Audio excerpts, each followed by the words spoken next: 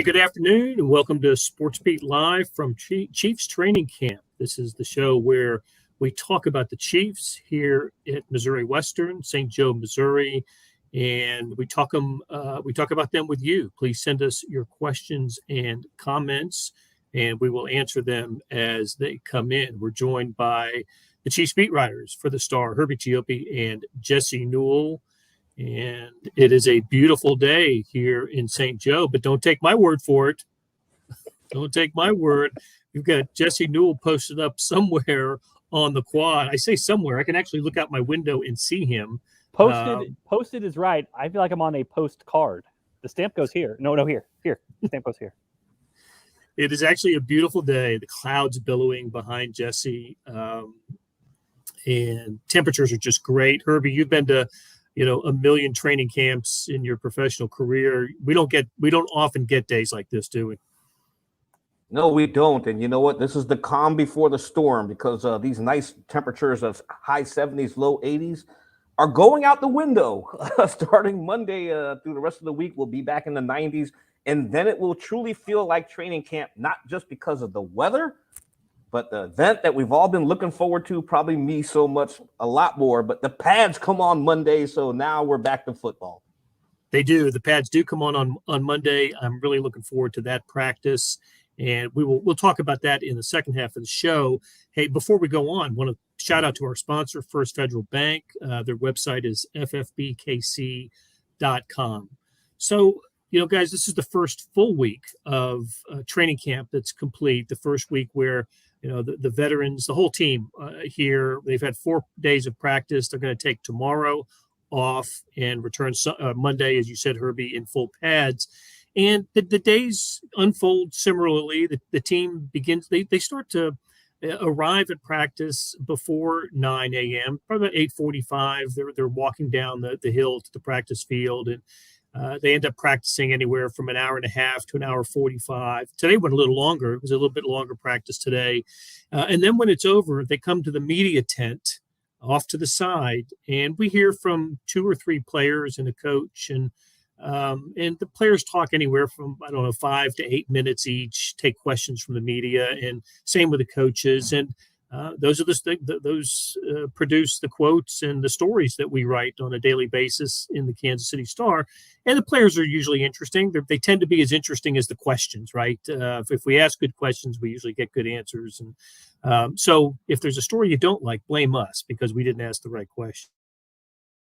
Hey, a little bit different because of one player. And this interview lasted about 13 minutes, and it was Frank Clark, defensive end for the Chiefs, now getting ready to begin his 4th year. And Frank Clark, if you had to sum up his career for the Chiefs, probably falls under the title of disappointment. He's 4.5 sacks last year in 14 games, and like 6 the previous year.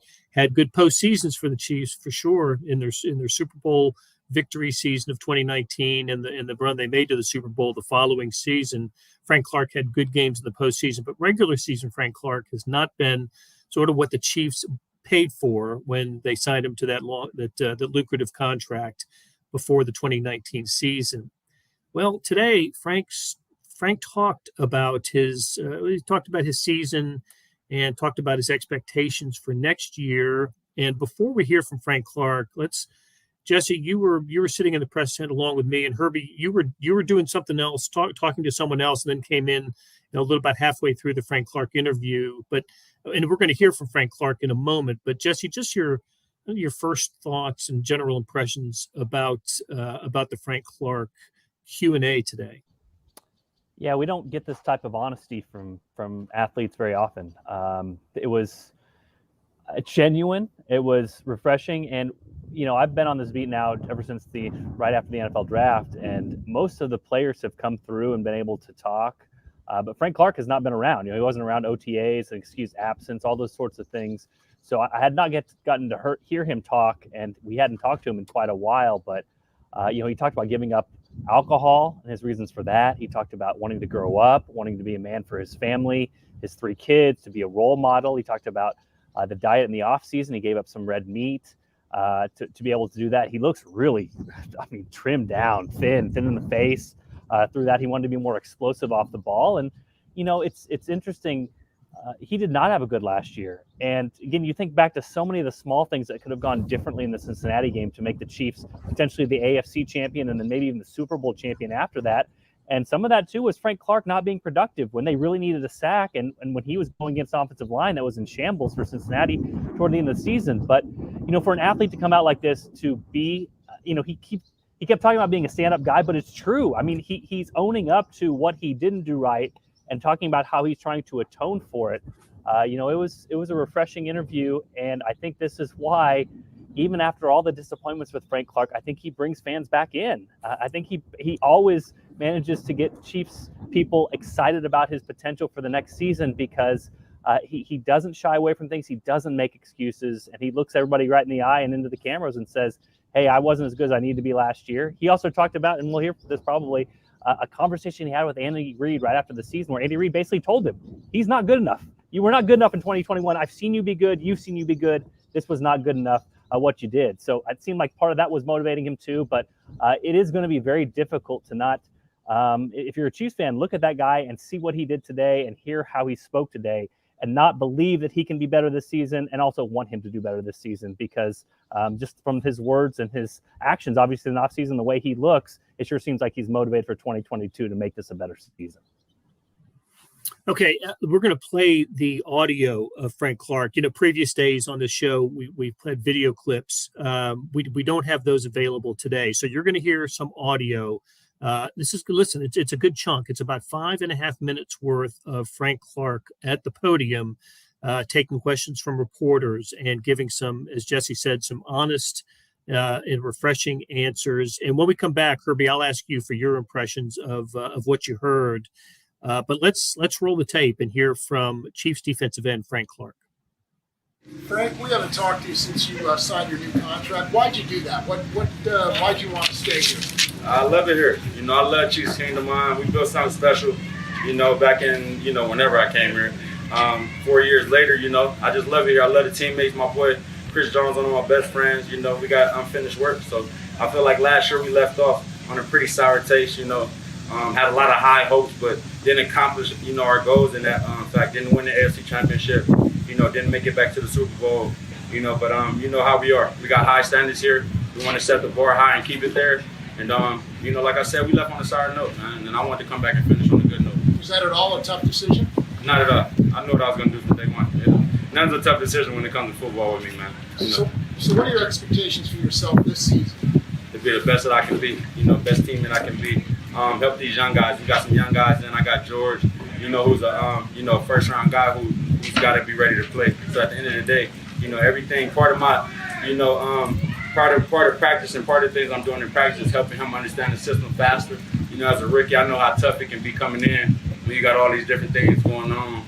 You got people, you know, your family, you got friends, they all on your back and stuff like that. And for a guy like George, you know, Big Ten guy, you know, I'm a Michigan guy, so, you know, we got that Big Ten bond. And, you know, I just want to see him be successful. You know, when he lines up outside, on the other side of me, you know, inside, wherever he lines up, I just want to see him be successful. Well, you got, obviously, late since January. What have you been doing? What have you been working out to lose weight? Really, one of the main things is just I cut a lot of red meat out.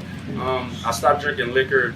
So, like, alcohol is a big factor, you know what I mean, and a lot of things as far as weight, that gut, a lot of things, times a lot of fat, it's all sugar. So at the end of the day, I stopped drinking liquor about right after the season, honestly. It was like February. I had got sick, you know, I'd be having stomach problems and stuff, gastrointestinal problems. So I haven't had any since I stopped drinking liquor, and it kind of started making more sense, you know.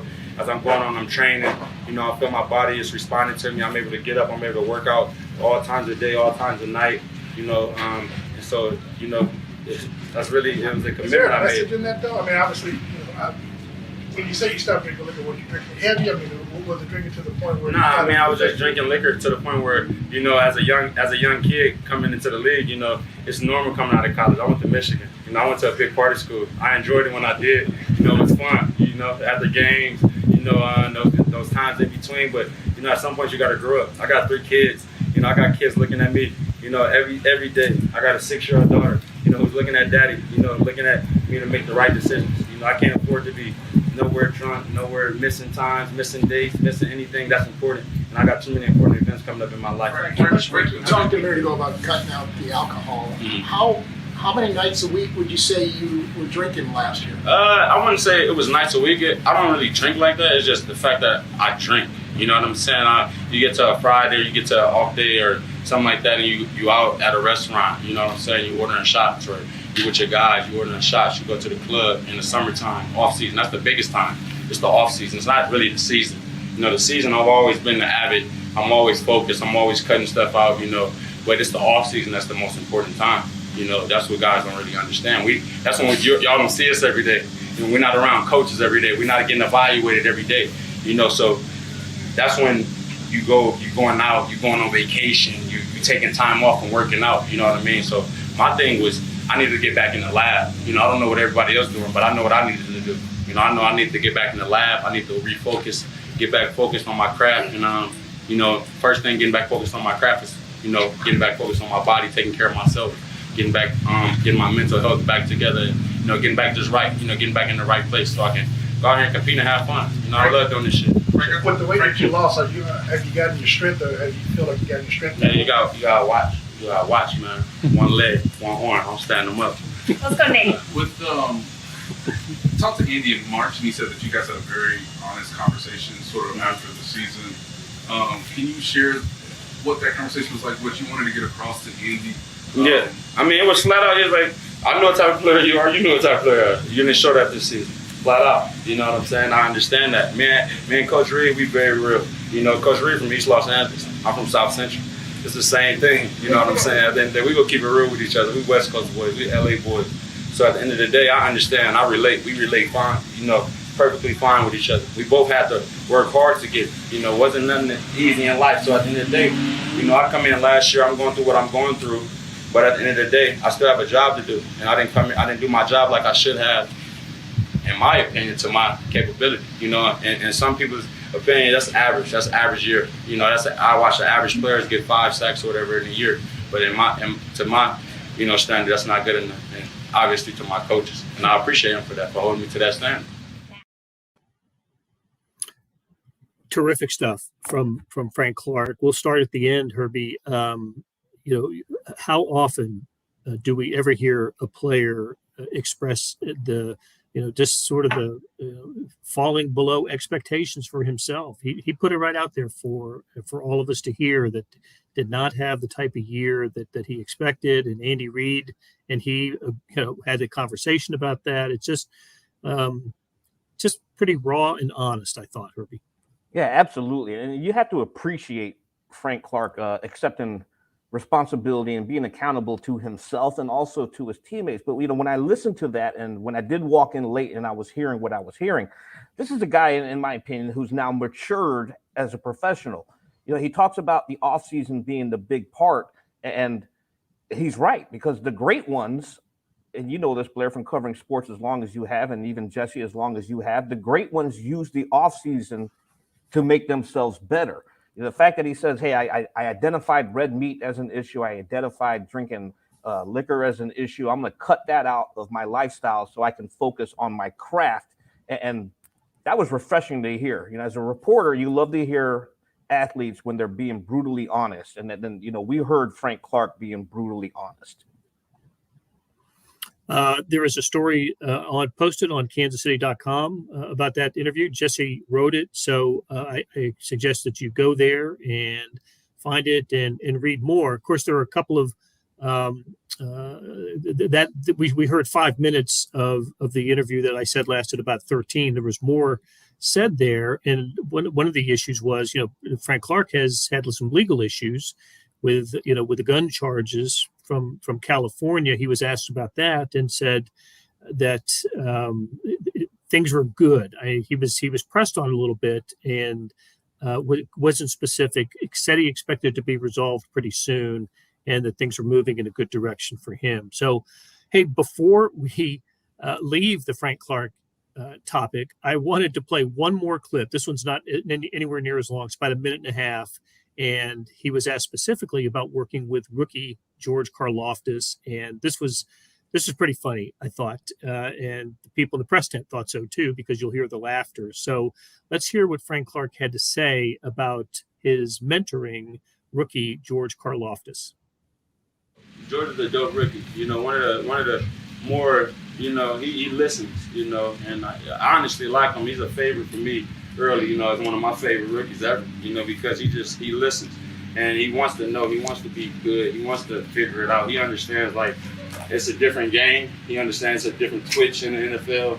It's a whole different, you got to understand. And I was teaching him today, he asked the question about getting off the ball. He noticed I fly off the ball, I fly. He's like, bro, what are you looking at? Like, what are you looking at? I explained to him like some different keys. I can't speak on them obviously, but I explained to him some different keys, and he came back to me like, I was just sitting there like zoned out looking at the sky. I just came off the field 5 plays straight. I'm like, you know, I'm chilling looking at the sky, zoned out like end of practice. He come running over to me like, bro. He's like, bro, I did it. I'm like, what, dude? Like, he's like, bro, I did it. I did what you told him to do. I was like, oh, you know, cool. Okay, you know, good stuff, bro. You know what I'm saying? But it's just the fact that, you know, that he came over so excited, bro. He came over so excited, and it was just like, you know, as going to my 8th year, you know, watching a rookie be so, it was the most excited I've seen a rookie. You know, basically his ability to retain the knowledge I was telling him, and for him to go do it, and for him to feel it and see the success from it. I was happy, you know, and enjoy his fruit. So at the end of the day, that's how I feel about George. Okay, I enjoyed that. So there's, I didn't notice it, but here I can just imagine George Karloftis looking up at the sky while, you know, Frank Clark's on the field, and basically being told, pay attention. He did, and it worked. So a fun little story from Frank Clark about George Karloftis. So Brian says, if Clark is more explosive, then the pass rush could be pretty good this year. You know, Herbie, when I think about the Chiefs pass rush, you know, I think we all believe that was the biggest concern for the Chiefs coming into this year. Yes, they lost Tyreek Hill and, you know, and Tyrann Mathieu and Charvarius Ward, but, you know, how much did they do to fix the pass rush? And you know, we all thought of it as a weakness because of the level of play that we've seen from Frank Clark in the last couple of years. If he can be a person that we saw in postseason play the first couple of years of the Chiefs, maybe that certainly would be a great sign for the Chiefs. Yeah, and I tend to agree with that. And here's the thing with Frank Clark, and we have to remember last year at training camp, he hurt not 1 but 2 hamstrings. So he missed a lot of time at camp. He didn't play any of the preseason games, and then he was limited the first 3 games of the regular season. So the pass rush just really wasn't there. And Chris Jones was also transitioning from defensive tackle to defensive end. So they had a lot of experimentation going on there. But if Clark can stay healthy, knock on wood, you know, and he does look slim, he looks a little bit more explosive. If that's the Clark we're getting, then the Chiefs should be fine. He's listed on the roster that we get as 272 pounds. There is no freaking way he's anywhere near 272 pounds. I mean, by 30 pounds, maybe that one's off. That was just odd to see when I looked it up this afternoon. So, okay, guys, let's take a break. And when we come back, we'll talk about what we saw at Chiefs practice today. When I bought my first home, I was searching for listings and negotiating all on my own. Now I'm back in the housing market, and I could not imagine doing that again. But then I found First Federal Bank of Kansas City's expert loan advisors at ffbkc.com. They were kind, knowledgeable, and available 24/7. My loan advisor answered my questions and helped me feel confident all the way through closing. I trust First Federal Bank because they understand banking is personal. Apply today for a home loan at ffbkc.com/homes. First Federal Bank of Kansas City. Member FDIC, Equal Housing Lender. Back on Sports Beat Live with Herbie Teope and Jesse Newell at St. Joe, Missouri. Okay, guys, the Chiefs had their 4th full team workout today, and I'll start with you, Jesse. What was the best thing you saw today? And I'll preface this by saying that you and I actually watched most of the practice from a different vantage point than the media tent today. Yeah, we went across the field to get a better view. A little bit tougher today when they were on the second practice field to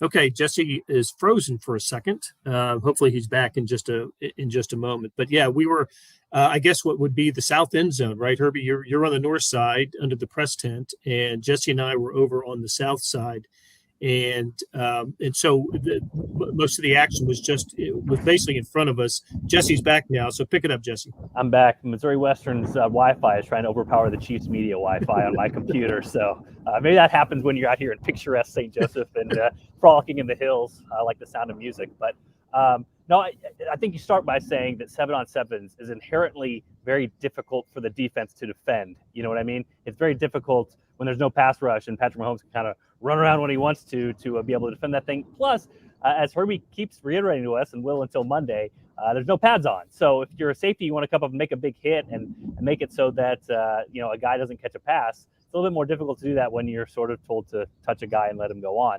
I thought the defense was really good today, Blair. And especially when you look at some of those 7-on-7 drills, you're talking about a defense that is including many of the times Trent McDuffie out there, rookie. You're talking about Joshua Williams, rookie.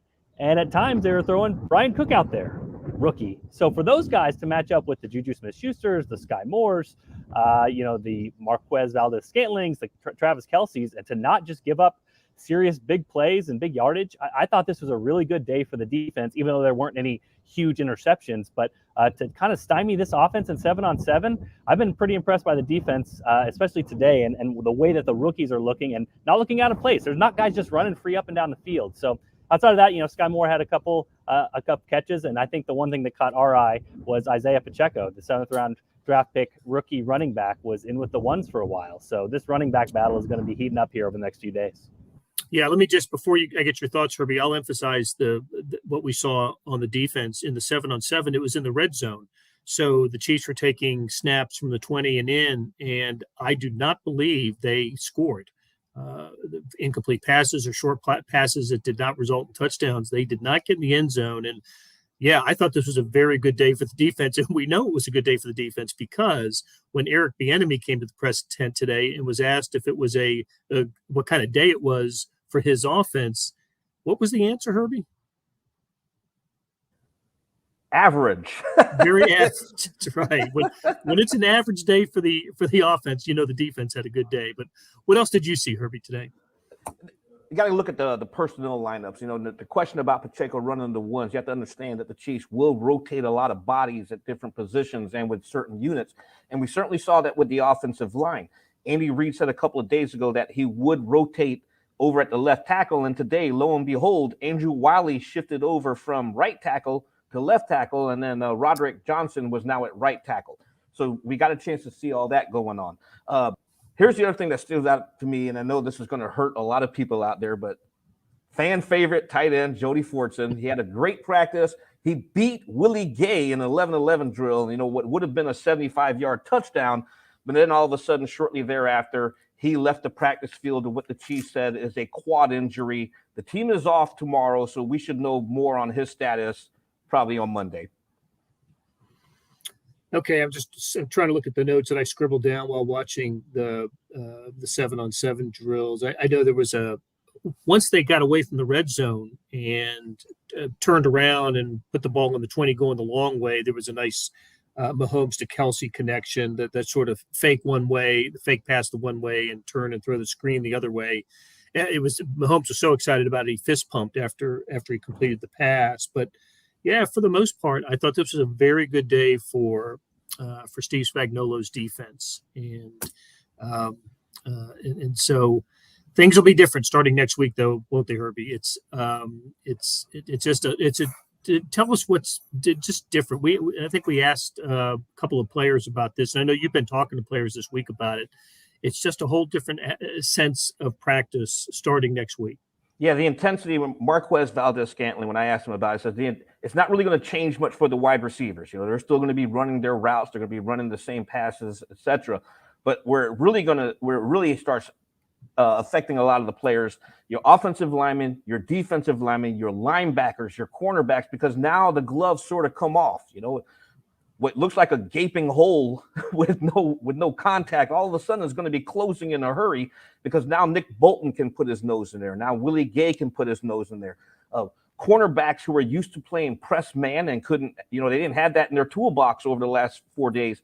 It's now in their toolbox. They can press that wide receiver at the line of scrimmage. But the thing that a lot of us are really looking forward to, and this is where the money is made, is in the trenches. Defensive linemen versus offensive linemen, those one-on-one drills tend to draw a lot of attention at the start of camp or start of the first padded practice. So you can guarantee Brett Veach and his personal staff are going to be down there because they got to see how Karloftis is against padded offensive linemen and vice versa. So that's going to have a lot of visibility on Monday. All right. Well, let's and Brian says, Leo Chenell, really looking forward to Monday. If I can on Leo real quick, here's something that we haven't talked about a lot because Leo is running with the twos. With the ones, it's Willie Gay, Nick Bolton, and K-State product and Kansas City product, Elijah Lee. Yeah. And that's a good point, Herbie, too. I mean, I think if you're looking at this big picture right now, and again, the pads have not come on, so we will go with that caveat a million times. But I would say right now, McDuffie, what they think, maybe slightly better based off what he did today. Karloftis, what they think.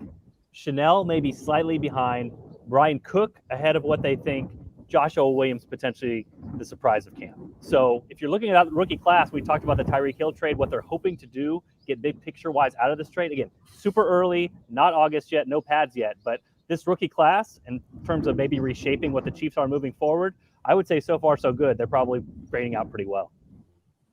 Yeah, I'd throw in Pacheco too, maybe just because he's number one in kickoff returns and took some snaps with the first team today, maybe a little bit ahead. And we heard from Jerick McKinnon in the press tent today, in the media tent. I'll be interested to see how the running back plays out behind Clyde Edwards-Helaire and Ronald Jones. We'll see what happens there this week. So yeah, it gets a lot more interesting on Monday. And you better believe we'll be back Monday at 2:30. Herbie Teope and Jesse Newell and our producer, Monty Davis, who did an excellent job today putting together the Frank Clark audio. So until then, and for First Federal Bank, our sponsor, we will see you guys on Monday.